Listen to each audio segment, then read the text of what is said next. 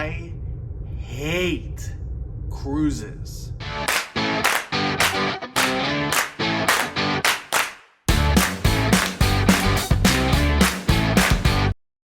What's going on? My name's Jared. Jordan is filming a ship tour right now, and this is JJ Cruise. Thank you so much for joining us. If you haven't ever been to our channel before, we talk all thing cruising. That is right, we love to cruise. We are obsessed with cruises, so if you're obsessed with cruises as well, please join the crew by hitting that subscribe button, also hitting that like button. Both are fantastic ways to support us as a channel, so thank you so much in advance. It's free to you, but means the world to us. So what is this that I'm talking about? Obviously, if I'm obsessed with cruises, do I really hate cruises? No, but my first ever experience on a cruise ship was miserable. And I'm gonna talk through the 5 things that made me hate my first ever cruise and almost made me never cruise again. First, I got food poisoning on my first ever cruise.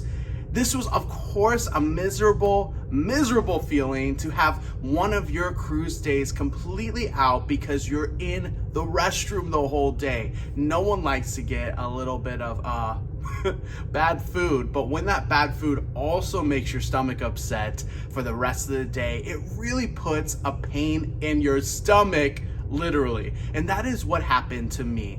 Well, unfortunately, it wasn't just me, it was also Jordan as well. We both ate something that was obviously either undercooked or past its expiration point, and it really made us upset. Now, of course, this can happen anywhere. This can happen at your favorite restaurant. This can happen, at a fast food joint. It can happen at an all-inclusive resort or on a cruise ship. But unfortunately, for it being my first time on a cruise, it really made an impact. Number 2 is the length of cruise. I went on a 4-night cruise to start, and it felt so weird getting on a cruise ship and then feeling like I get right off right after I get on. I mean, for 4-night cruises, and you might be aware of this, it feels like a whirlwind. It feels like you just got there and all of a sudden they're saying, okay, you got to get prepared to take your bags off. It felt like you couldn't unpack, felt like you really couldn't enjoy your stay because you're not there long enough. And for us, it was over a weekend. So with the travel to port and having to travel home, it really felt less of a vacation to us and way more of just a quick trip. I almost would rather have done a road trip because it felt like it is more in line with the type of cruise we did.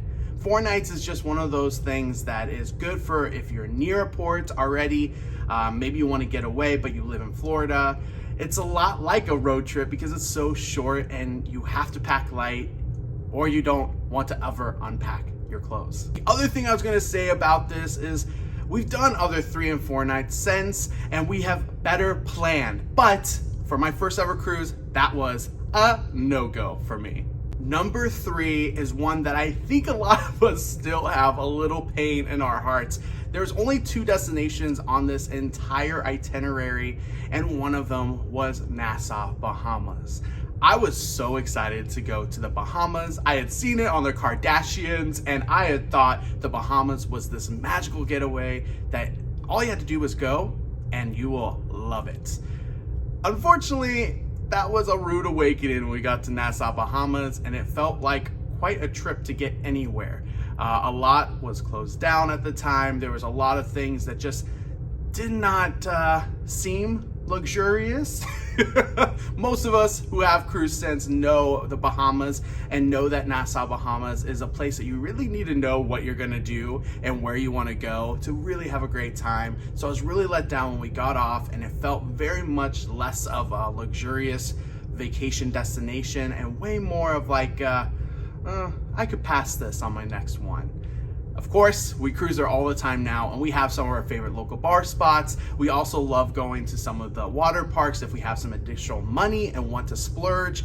But in that time, in my first ever cruise, I really did not like Nassau, Bahamas. Number 4, and this one, of course, is one that I think a lot of people have a rude awakening when they go on their first cruise, and that is the size of the stateroom. We did an inside stateroom. We did the cheapest possible because it was just to try out cruises. Jordan swore I would love cruises, and unfortunately, I had no idea the size of the stateroom was going to be as small as it was. I mean, it felt like a closet on the ship we were on.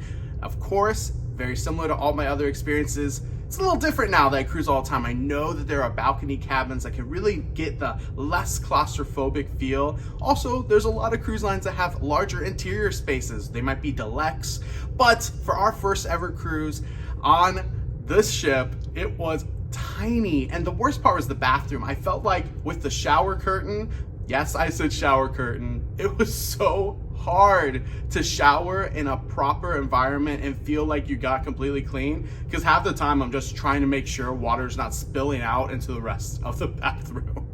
Lastly, and this is one of those that obviously depends on who you are, but for the specific cruise ship that we went on, there was a drink limit with my all-inclusive pass. Now, I'm used to going to all-inclusives. At the time, I loved all-inclusives, and the fact that I had a drink limit, even though I never hit it, I felt so limited. But the worst part was how many other people were complaining on board the ship to us at every bar. Although we never hit this limit, it was almost like this battle constantly of other people trying to hit it and trying to prove a point that this was not enough drinks for them. And it also felt like you're getting cheated out of money, even though I never hit it, just because you knew the other type of vacation was an all-inclusive vacation. Of course, an all-inclusive vacation, let's say in Cancun, would have unlimited drinks, and it's literally unlimited. You can have as much as you want. We aren't going to get into specifics of what kind of alcohol you might be getting there, but it really did hamper, or I should say, hurt the experience having that limitation, and really hurt other people's view once they got on board for their first cruises as well. So those are the 5 things of why I hated cruising, and I almost never cruised again. For a lot of you that follow the channel, you knew this about me, that I almost never cruised again after my first ship. Please leave in the comments below, did you have a similar experience? Did you go on your first cruise and say, cruising might not be for me? Or have you never been on your first cruise? And if so, please, people in the comments below, put down what are some of your favorite things and some of the things to watch out for your first ever cruise. If you like this type of video, we have plenty of other videos of recommendations and best eats and reviews, so you don't ever have to have a first cruise experience like us. So please hit that subscribe button, hit the like button, and follow along for all of our other videos, whether it's here on YouTube or on Instagram at CruiseWithJJ on Instagram. And of course, if you want to book your first ever cruise, feel free to book it with us. We are travel agents here. Just email us, jj@lovelandandsea.com. It's in the description below as well. Thanks so much. That's all for now. Until next time, see ya.